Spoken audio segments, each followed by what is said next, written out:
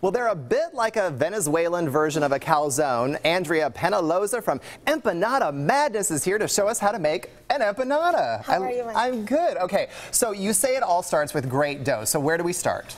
Well, it starts with cornmeal dough. You guys can find that in a pan in anywhere, in any grocery store.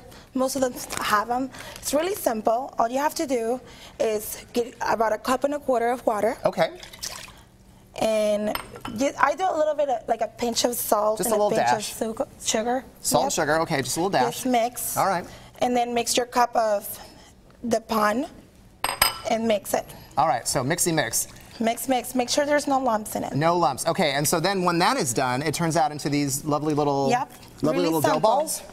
Once it turns into the little doughs, all you do is mix them and put them into your tortilla press. Now, I gotta ask, is your dough food allergy friendly? Yes, it's gluten-free and dairy-free. So Gluten-free and dairy-free. Yes. All right, now we're cooking. All right. yes, so once you have your dough pressed, you can make appetizer size, like this one. Oh, that's a little baby empanada. Yes, a wee one. or you can do big ones like this The one. big girl size. Yes. Okay, got it. Those are also good. So I'll show you here really quick. Okay, now what all goes into, I mean, you can stuff Lord knows what into an empanada, right? Yes, I stuff beans, I stuff shredded beef, cheese.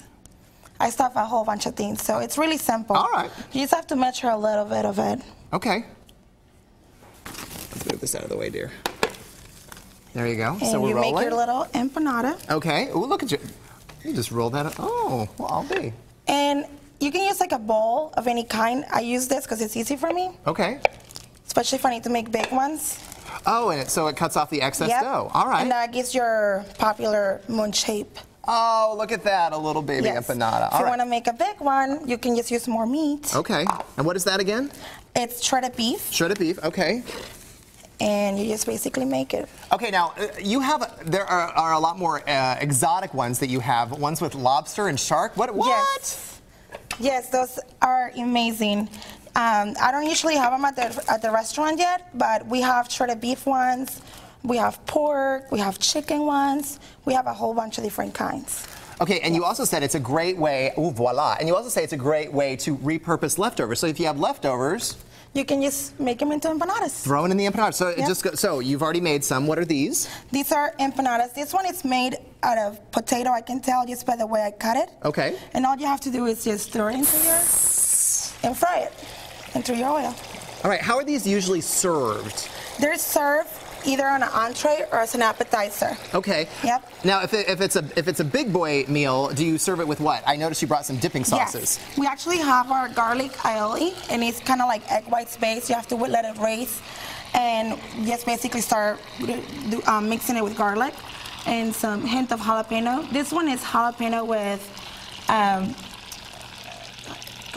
avocados. Yum. And this one is tomatillo with habaneros. So Now, that's really hot. It's going, it's boiling. What kind of oil did you just toss it in?